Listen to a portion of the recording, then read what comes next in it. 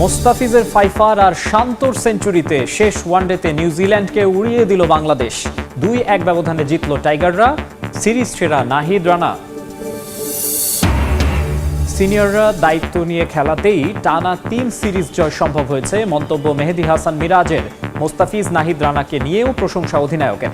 নাহিদ রানা আমরা অবশ্যই আমাদের দেশের জন্য একটা অনেক বড় একটা অ্যাসেট।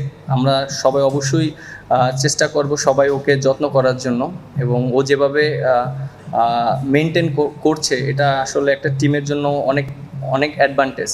টাইগারদের জন্য শুভকামনা। সিরিজ জয় উচ্ছ্বসিত সমর্থকরাও। বাংলাদেশ জিতে অনেক অনেক খুশি। খুবই উত্তেজনাপূর্ণ ম্যাচ একটা ছিল, খুবই ভালো লাগছে। যাচাই বাছাই শেষে হামজা সমিতদের নতুন কোচ হতে আগ্রহী 142 জনের তালিকা করেছে বাফুফে। সামাজিক যোগাযোগ মাধ্যমে গুজবে কান না দিতে সমর্থকদের অনুরোধ। এবং বিশ্বকাপ ফুটবল শুরুর আগে নতুন বিতর্কে যুক্তরাষ্ট্র। ইরানকে বাদ দিয়ে ইতালিকে অন্তর্ভুক্তের জন্য ফিফাকে প্রস্তাব ট্রাম্পের বিশেষ দূতের। খবর গণমাধ্যমের।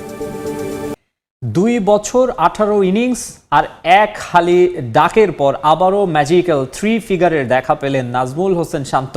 কিউইদের বিপক্ষে সিরিজ নির্ধারণী ম্যাচে তুলে নিলেন ক্যারিয়ারের 4র্থ ওয়ানডে সেঞ্চুরি।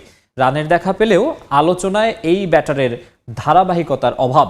চট্টগ্রামে পাওয়া সেঞ্চুরি শান্তকে পুরানো ফর্মে আনতে পারে কিনা সেটাই এখন দেখার বিষয়। ম্যাচ সেরা হয়েছেন নাজমুল হোসেন শান্ত আর সিরিজ সেরা নাহিদ রানা। 13 বছর পর নিউজিল্যান্ডের বিপক্ষে ওয়ানডে সিরিজ জিতল টাইগাররা। ম্যাজিক্যাল 3 ফিগারের দেখা পেলেন পাক্কা 25 মাসেরও বেশি সময় পর। ইনিংসের হিসেবে যে সংখ্যাটা 18। এই 18 ইনিংসে শান্তর পারফরমেন্স গিয়ে থাকে তলানিতে। 4বারই ফিরেছেন সিঙ্গেল ডিজিটে, 4বার রানের খাতা খুলতেই ব্যর্থ। 8 বছরের ক্যারিয়ারে যতগুলো ডাকের রেকর্ড তার প্রায় অর্ধেকই এসেছে এই সময় ব্যবধানে। গড় কিংবা স্ট্রাইক রেটে নজর দিলে পার্থক্যটা স্পষ্ট হবে আরও। আর তার এমন অফ ফর্মে ভুক্তভোগী বাংলাদেশ। 2 বছরে বাংলাদেশের খেলা 6 ওয়ানডে সিরিজের 4টাতেই হারের তিক্ত অভিজ্ঞতা, যার প্রভাব পড়ে আইসিসি র্যাঙ্কিংয়েও। পছন্দের ফরম্যাটের বিশ্বকাপে সরাসরি খেলার সুযোগ পাওয়াটাই এখন অনিশ্চিত।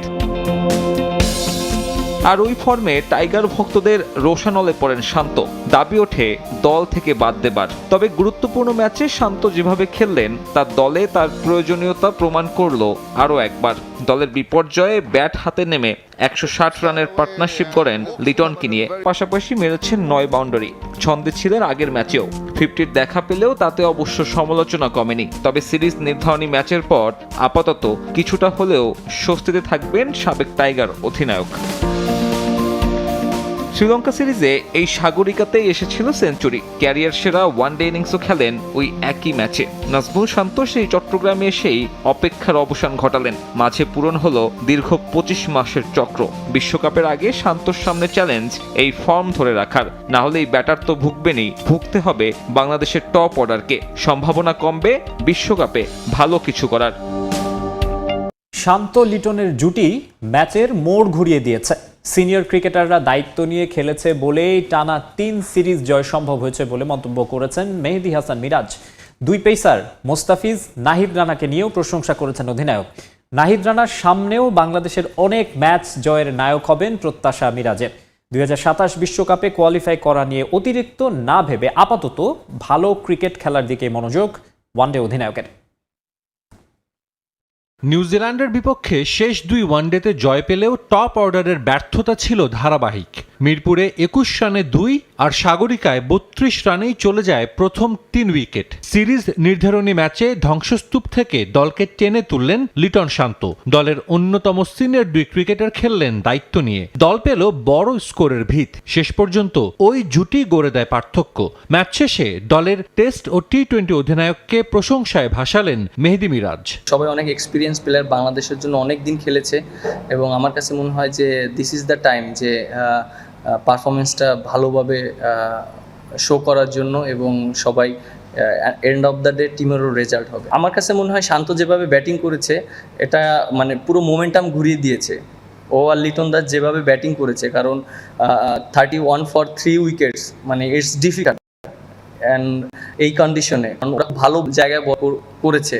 আর আমার কাছে মনে হয় যে ওরা যেভাবে রেসপন্সিবিলিটি নিয়ে খেলেছে এটা একটা মানে আনবিলিভেবল। সিরিজে আলাদা করে নজর কেড়েছেন বাংলাদেশের পেসাররা। ফিজ, শরীফুল, নাহিদ, তাসকিনরা তুলে নেন 21 উইকেট। সিরিজ সেরা নাহিদের গতির সামনে রীতিমতো ধুকেছে নিউজিল্যান্ডের ব্যাটসম্যানরা।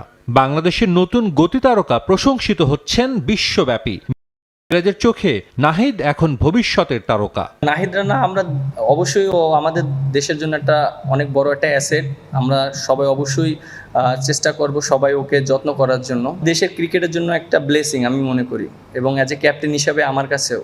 এবং এরকম যদি কন্টিনিউ 145-50 প্লাস যদি বল করতে পারে, এটা অন্য টিমের জন্য অনেক বাড়তি একটা মানে প্রেশার চলে আসে। ও প্রথম থেকে শেষ পর্যন্ত একই গতিতে বল করতে পারে, এটা একটা মানে বিরাট অ্যাচিভমেন্ট আমার কাছে মনে হয়। শেষ ওয়ানডে খেলতে নেমে ফিজ দেখিয়েছেন পুরনো ঝলক। প্রায় 7 বছর পর ওয়ানডেতে পেয়েছেন ফাইফার। বাঁহাতি পেসারদের মধ্যে 5 উইকেট নেয় এখন কিংবদন্তি ওয়াসিম আকরামের পাশে কাটার মাস্টার। 9টি ফাইফার নিয়ে সামনে আছেন শুধুই মিচেল স্টার্ক। দীর্ঘদিন একসঙ্গে খেলা সতীর্থর এমন এক স্পেল দেখে বাড়তি উচ্ছ্বাস কাজ করছে অধিনায়কের। মোস্তাফিজ তো গ্রেট বলার আমাদের বাংলাদেশের জন্য, এবং ওর অ্যাচিভমেন্ট আমার কাছে মনে হয় কেউ ভুলতে পারবে না, কারণ বাংলাদেশের জন্য অনেক ম্যাচ জিতিয়েছে। আর এরকম একটা প্লেয়ার থাকলে টিমের জন্য অনেক হেল্প হয়, এবং যে কোনো ক্রাইসিস মোমেন্টে হলেই মোস্তাফিজকে আমরা চিন্তা করতে পারি। নিউজিল্যান্ডের বিপক্ষে সিরিজ জিতলেও র্যাঙ্কিংয়ে আগের 9ম স্থানে আছে বাংলাদেশ, তবে বেড়েছে রেটিং পয়েন্ট। নিউজিল্যান্ডকে হারিয়ে বাংলাদেশ দল যেভাবে সিরিজ জিতেছে তাতে ভবিষ্যতেও জয়ের এই ধারা অব্যাহত রাখার প্রত্যাশা ব্যক্ত করেছেন বাংলাদেশ ক্রিকেট বোর্ডের অ্যাডহক কমিটির সদস্য ইসরাফিল খসরু। সুষ্ঠু নির্বাচনের মাধ্যমে ক্ষমতা হস্তান্তর ও ক্রিকেটের গুণগত পরিবর্তনে কাজ করা হবে বলেও জানিয়েছেন তিনি। এদিকে সিরিজ জয়ে উচ্ছ্বসিত সমর্থকরাও। চলতি মৌসুমে মোস্তাফিজুর রহমান ও নাহিদ রানার ম্যাজিক আর দেখা হচ্ছে না পাকিস্তান সুপার লিগের দর্শকদের। বাংলাদেশ ক্রিকেট বোর্ড থেকে পিএসএল-এ ফেরার ছাড়পত্র পাচ্ছেন না 2 টাইগার পেসার। নিউজিল্যান্ডের বিপক্ষে সিরিজ জয় নিশ্চিত হওয়ার পরই জানা যায় মোস্তাফিজের ফিটনেস রিভিউ করবে বোর্ডের মেডিকেল স্টাফরা। স্ক্যানের পর পুনর্বাসন প্রক্রিয়ার মধ্য দিয়ে যেতে হবে কাটার মাস্টারকে। এর আগে এনওসি দেয়া হলেও তা বাতিল করেছে বিসিবি। ফিজের পাশাপাশি পিএসএল খেলতে যাওয়া হচ্ছে না নাহিদ রানারও, তাকেও নতুন করে এনওসি দেয়া হয়নি। মূলত স্পিড স্টারের ওয়ার্কলোড ম্যানেজমেন্টের জন্যই এমন সিদ্ধান্ত নেওয়া হয়েছে। আগামী মাসে পাকিস্তানের বিপক্ষে টেস্ট সিরিজের জন্য তাকে সম্পূর্ণ ফিট চায় টিম ম্যানেজমেন্ট। নিউজিল্যান্ড সিরিজের আগে পিএসএল মাতিয়ে এসেছেন মোস্তাফিজ ও নাহিদ। 5 ম্যাচে 7.17 ইকোনমিতে 6 উইকেট নিয়েছেন ফিজ, আর 4 ম্যাচে রানার শিকার 7 উইকেট। ইকোনমি ছিল মাত্র 5.42। নিউজিল্যান্ডের বিপক্ষে আসন্ন টি-20 সিরিজের প্রথম 2 ম্যাচেও বিশ্রামে থাকবেন মোস্তাফিজুর রহমান ও নাহিদ রানা। এবারে ফুটবল। হামজা সমিতদের নতুন কোচ নিয়ে সামাজিক যোগাযোগ মাধ্যমে ছড়িয়ে পড়া গুজবে কান না দিতে সমর্থকদের অনুরোধ করেছেন বাফুফের টেকনিক্যাল কমিটির chairman Kamrul Islam Hilton. 270টি CV থেকে দ্বিতীয় দিনের যাচাই বাছাই শেষে 142 জনের তালিকা করেছে বাফুফে, যাদের প্রত্যেকের আছে প্রো লাইসেন্স। এদিকে বাংলাদেশ ফুটবল দলের কোচ হতে আগ্রহ প্রকাশ করেছেন ডাচ ফুটবলার জাবি সিমন্সের বাবা রেজেলিও সিমন্স। দেশের ফুটবলে এখন একটাই আলোচনা, কে হচ্ছেন হাবিয়ার কাবরেরার উত্তরসূরি। হামজা সমিতরা আসার পর ব্র্যান্ড ভ্যালু বেড়েছে লাল সবুজের ফুটবলের। প্রথমবারের মতো জাতীয় দলের কোচের বিজ্ঞপ্তি দিয়ে ব্যাপক সাড়া পেয়েছে ফেডারেশনের টেকনিক্যাল কমিটি। হামজা সমিতদের কোচ হতে আবেদন করেছেন 270 জন দেশি বিদেশি, যেখান থেকে 142 জনকে শর্টলিস্ট করেছে জাতীয় দলের হেড কোচ বাছাই কমিটি, যাদের প্রত্যেকের রয়েছে প্রো লাইসেন্স। কোচ নিয়ে ফুটবল ভক্তদের যেমন আগ্রহ রয়েছে, তেমন সামাজিক যোগাযোগ মাধ্যমেও ছড়ানো হচ্ছে গুজব। হামজাদের কোচ হতে আগ্রহ প্রকাশ করেছেন ব্রাজিলকে অলিম্পিক গোল্ড মেডেল জেতানো রোজারিও মিকেল। সামাজিক যোগাযোগ মাধ্যমে ছড়িয়ে পড়া এমন সংবাদকে গুজব বলে উড়িয়ে দিয়েছেন বাফুফের টেকনিক্যাল কমিটির চেয়ারম্যান। সামাজিক যোগাযোগ মাধ্যম বা বিভিন্নভাবে বিক্ষিপ্তভাবে যে খবরগুলো আসছে সেটা সঠিক নয়। তো মেইনলি আমরা যে চুলচেরা বিশ্লেষণ করছি, কারণ এক একটা সিবির সাথে 3-4 পৃষ্ঠা 5 পৃষ্ঠা পর্যন্ত বায়োডাটা সংযোগ আছে। সেক্ষেত্রে আমাদের একটু সময় লাগতেছে, আমাদের আরও 2টা দিন সময় লাগবে। এখনও পুরোপুরি আমরা শেষ করতে পারিনি, সামনে আরও কিছু সময় নিয়ে আমরা এটি শেষ করে ফাইনাল একটা সিদ্ধান্ত, ফাইনাল একটা লিস্ট নিয়ে আমরা জমা দিয়ে দিব। তবে ডাচ ফুটবলার জাবি সিমন্সের বাবা রোজালিও সিমন্সের সিভি পাওয়ার কথা নিশ্চিত করেছে কোচ বাছাই কমিটি। সিভির সঙ্গে নিজেদের চাহিদাগুলোর কথাও জানিয়ে দিয়েছেন আবেদন করা কোচরা। ধরেন হাই প্রোফাইল কোচ যখন হলো সিভি জমা দিছে, তাদেরও কিন্তু হলো এক্সপেকটেশন থাকে। ওনারা কিন্তু হলো মেইনলি যে চাপে হলো অবকাঠামো, আমাদের কি লেভেলে, আমাদের ফ্যাসিলিটিস কোন লেভেলে আছে। আমরা কিন্তু এখন ন্যাশনাল ফ্যাসিলিটিটা আমরা খুব ভালো লেভেলে দিচ্ছি, সেক্ষেত্রে আমাদের সমস্যা হবে না। টপ লেভেলের কোচ আছে, 8-10 জনের মতো আছে টপ লেভেলের, তাদের অনেক এক্সপিরিয়েন্স আছে এবং ওদের অ্যাচিভমেন্টও আছে। হ্যাঁ, পাশাপাশি আমাদের যেহেতু 20, 25, 26 ভিতরে আমরা থাকবো, সেই ক্ষেত্রে আমরা সার্বিকভাবে চিন্তা করতেছি লেভেল, টপ লেভেল থেকে শুরু করে 1, 2, 3 সিরিয়াল দিয়ে এখন আমরা রেডি করতে পারি। ইউরোপ থেকে সবচেয়ে বেশি সিভি পেয়েছে বাফুফের টেকনিক্যাল কমিটি। সর্বোচ্চ 6 জার্মান হামজাদের কোচ হতে আগ্রহ প্রকাশ করেছেন।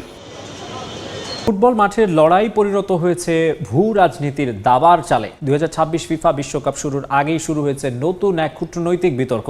ডোনাল্ড ট্রাম্পের একের পর এক বিতর্কিত সিদ্ধান্তের মধ্যেই এবার আরও বড় ঘটনা ঘটালেন তার বিশেষ দূত পাওলো জাম্পোলি। আসন্ন বিশ্বকাপ থেকে ইরানকে বাদ দিয়ে সেখানে ইতালিকে অন্তর্ভুক্ত করার আবেদন জানিয়েছেন তিনি। মূলত ইরান যুদ্ধ এবং ভ্যাটিকান সিটির সঙ্গে তৈরি হওয়া তিক্ততা মেটাতেই এই অদ্ভুত ফুটবল ডিপ্লোমেসির পথে হাঁটতে চাইছে ওয়াশিংটন।